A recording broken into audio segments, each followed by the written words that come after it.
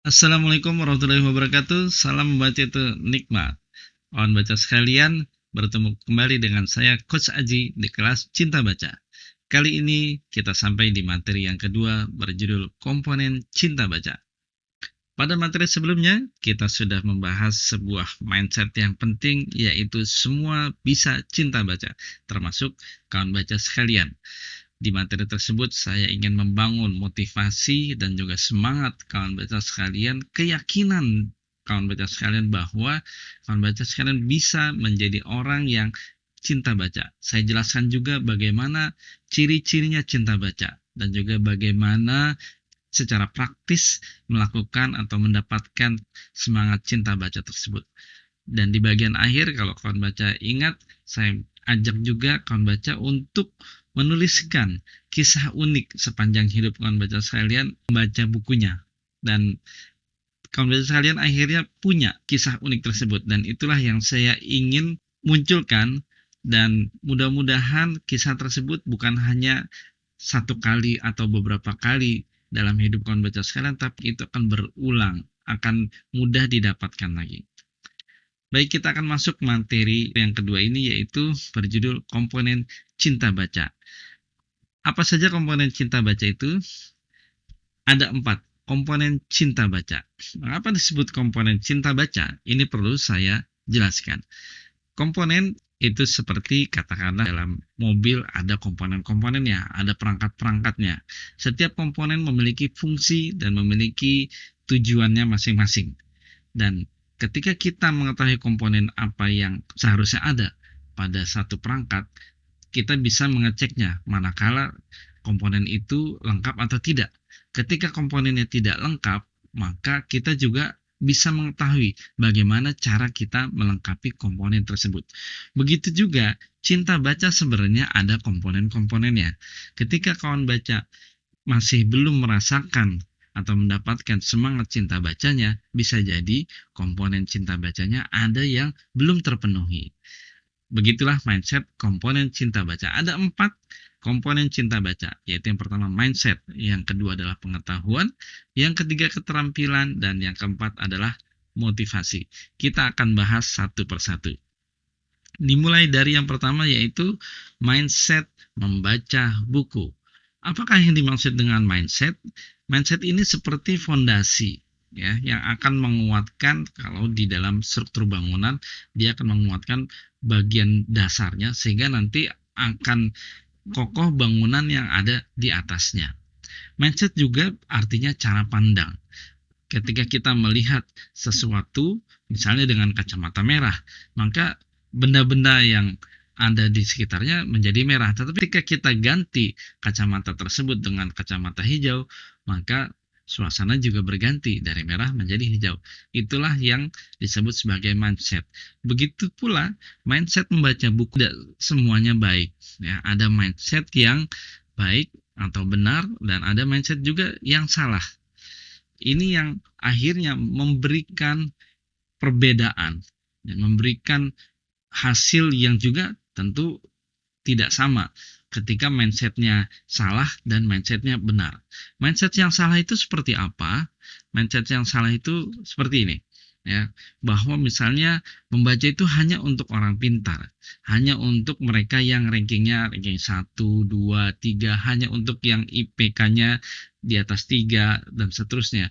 Untuk mereka yang di bawah secara akademik atau juga secara intelektual dianggap tidak bisa membaca atau tidak perlu membaca. Ini adalah mindset yang keliru. Karena sebenarnya semua orang itu bisa membaca dan semua orang perlu membaca. Ini perlu diubah, ya, perlu dibongkar mindsetnya bahwa semua orang itu bisa membaca dan semua orang itu memiliki kemampuan yang cukup untuk bisa membaca buku. Berikutnya adalah tentang pergaulan. Dianggap bahwa orang yang memiliki semangat cinta membaca buku itu pergaulannya kurang. Ya, dia kalau dipersepsikan misalnya dalam sebuah film, orang yang suka membaca buku itu tampilannya secara fisik dengan kemeja, lusuh, kemudian berkacamata, dan secara pergaulan itu ya kurang pergaulan. asosial, kuper, dan sebagainya. Mindsetnya seperti itu. Apakah benar seperti itu? Tentu saja tidak. Saya sendiri sebagai orang yang rajin membaca buku dan juga sebagai trainer membaca buku, bisa kawan baca saksikan sendiri, saya tidak seperti itu. Bukan berarti kacamata itu buruk ya, karena saya tidak berkacamata. Tapi yang saya maksudkan adalah ketika saya rajin baca buku, pergaulan saya luas. Follower saya di Instagram juga tidak sedikit, bahkan selalu bertambah. Ya, walaupun sebagiannya adalah penjual buku, ya, karena ya mereka memang juga tertarik untuk menawarkan bukunya kepada saya. Ya, sewaktu-waktu ketika memang bukunya bagus, saya akan membeli juga. Tetapi sekali lagi bahwa pergaulan saya tidak terbatas. Ya, artinya tidak kemudian ketika saya rajin membaca buku, saya hanya berteman dengan sedikit orang. Justru saya banyak berkenalan dengan orang-orang baru yang sebelumnya saya tidak mengenalnya.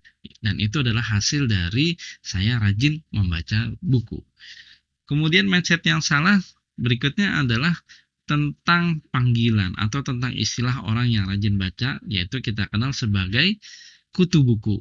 Kutu buku. Ini sebenarnya panggilan yang ya kalaupun tidak jelek tapi tidak bisa dibilang baik ya. Artinya kutu itu kan binatang yang tidak layak ada di sekitar kita. Saya sendiri mengenalkan diri saya adalah sebagai pemulia buku.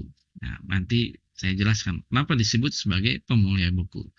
Mindset salah yang berikutnya adalah ya membaca itu adalah aktivitas yang berat karena seperti yang di materi sebelumnya sudah saya sampaikan, ini juga menjadi salah satu kendala kita ketika di masyarakat kita lingkungan yang kondusif, lingkungan yang baik untuk membaca buku itu sulit untuk kita dapatkan, dan akhirnya mindset aktivitas membaca itu menjadi sesuatu yang aneh dan menjadi sesuatu yang berat, sesuatu yang kalau untuk melakukannya itu perlu energi yang besar.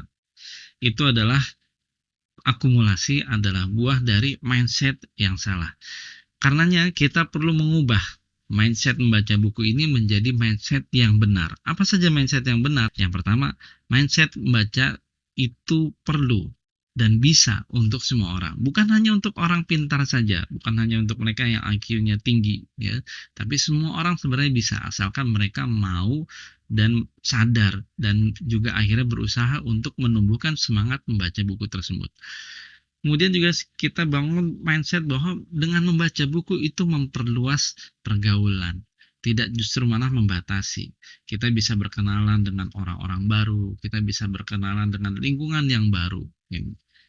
Dan yang berikutnya adalah kita ubah bahwa orang yang baca buku itu oke, disebut sebagai kutu buku, tapi kita ubah mindset yang lainnya itu sebagai pemulia buku. Kenapa saya katakan pemulia buku? Karena proses buku dari ide seorang penulis, kemudian penulis menuliskannya, kemudian dari tulisannya juga tidak sekaligus langsung jadi, perlu beberapa kali diedit dan sebagainya, lalu akhirnya dikirim ke penerbit, sampai di penerbit belum tentu juga penerbit setuju, kalaupun penerbit setuju juga ada proses editing lagi, proses layouting, sampai kemudian akhirnya dicetak dan dibawa ke toko buku dan akhirnya kemudian sampai ke kita sebagai pembacanya. Itu adalah proses yang panjang.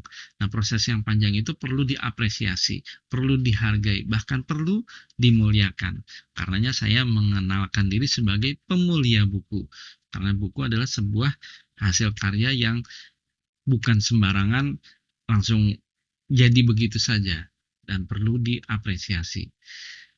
Berikutnya adalah ketika semua mindset-mindset itu terbangun, maka membaca akhirnya bukan sebuah aktivitas yang berat, bukan sebuah aktivitas yang justru dihindari, tapi bahkan sebaliknya, membaca adalah sesuatu yang nikmat, sesuatu yang tidak kalah nikmatnya dengan beraktivitas yang lain, seperti kuliner atau traveling dan sebagainya. Membaca juga adalah memiliki kenikmatan tersendiri sama seperti aktivitas-aktivitas tersebut. Karenanya saya juga mengajak atau mengkampanyekan yaitu sebuah hashtag membaca itu nikmat. Ya. Saya mengambil inspirasi dari almarhum Pak Bondan, ya, biasanya beliau kalau sedang mereview makanan, ya, maknyus gitu ya. Nah, kalau membaca kan dengan mata, maka saya menggunakannya seperti ini ya, membaca itu nikmat. Supaya apa? Supaya aktivitas membaca itu memang ya senikmat juga seperti aktivitas makan dan aktivitas yang lainnya. Itu yang pertama.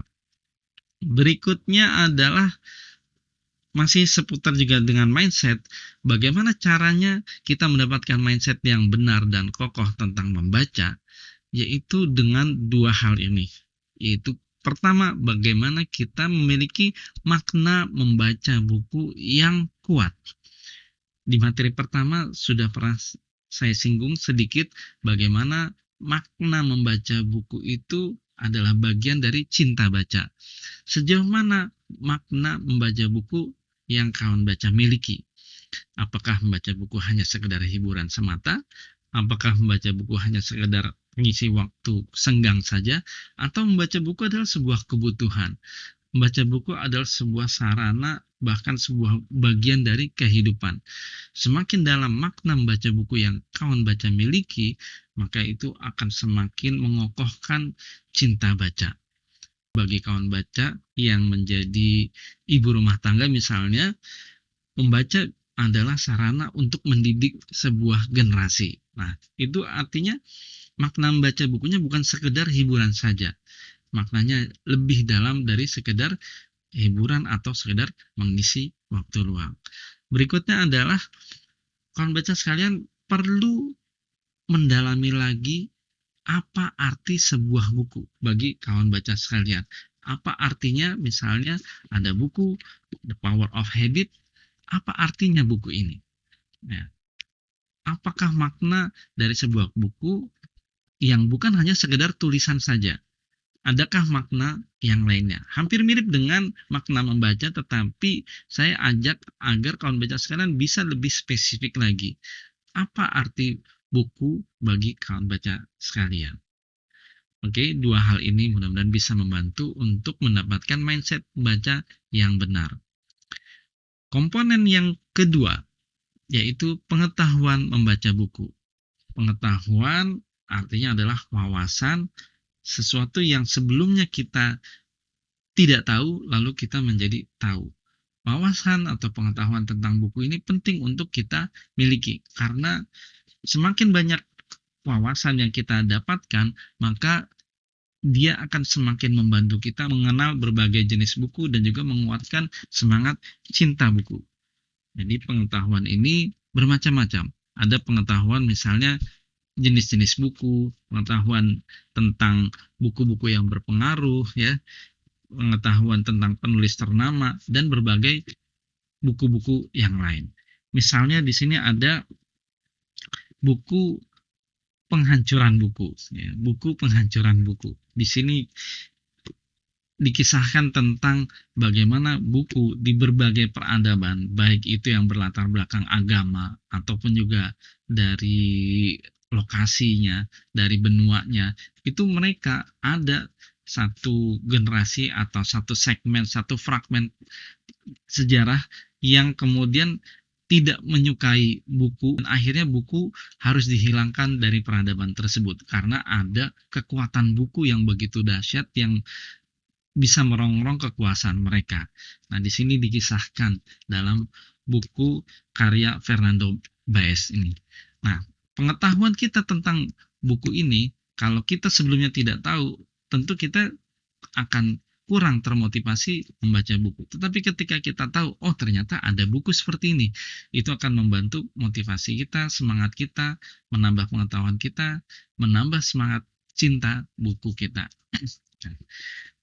Pengetahuan yang lainnya ada banyak ya, ada bagaimana kita harus juga tahu penulis-penulis yang ternama, penulis-penulis yang hebat, penulis-penulis legendaris yang telah menuliskan berbagai jenis buku. Begitu juga penerbit. Ada berbagai macam penerbit buku, baik penerbit mayor yang sudah kita kenal secara umum ataupun juga tidak sedikit penerbit-penerbit indie atau penerbit-penerbit kecil yang memang menerbitkan buku-buku yang secara kualitas tidak kalah baiknya dengan penerbit-penerbit besar. Pada intinya, pengetahuan yang luas seputar membaca buku akan membantu kita menumbuhkan semangat cinta baca. Yang ketiga yaitu keterampilan. Setelah mindset, kemudian ada pengetahuan, maka komponen yang berikutnya adalah keterampilan. Mengapa disebut keterampilan? Karena membaca buku adalah sebuah skill yang mirip seperti dengan skill menulis, skill bernyanyi, skill memainkan alat musik, dan sebagainya. Ada aktivitas yang dilakukan, sehingga ada keterampilan yang bisa diasah. Nah, misalnya membaca buku ini dengan alat organ yang kita tahu, yaitu adalah dengan mata, kemudian juga menggunakan pikiran kita.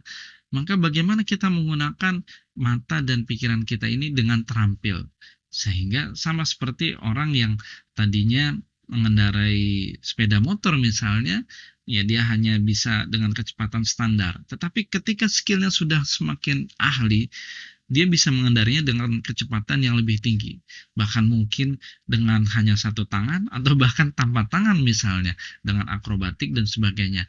Begitu juga dengan skill membaca, ketika terus diasah, terus dilatih, dan terus ditingkatkan kemampuannya, maka kemampuan membacanya juga akan semakin baik.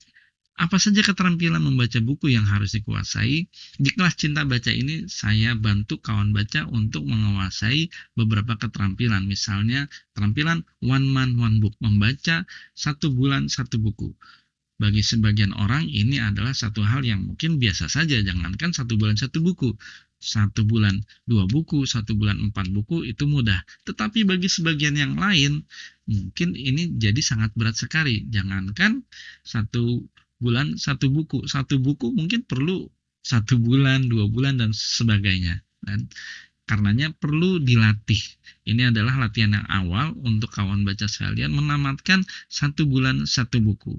Saya akan membantu nanti dengan beberapa tools, misalnya dengan buat reading plan, bagaimana cara memilih buku yang tepat, kemudian juga bagaimana membaca setiap hari.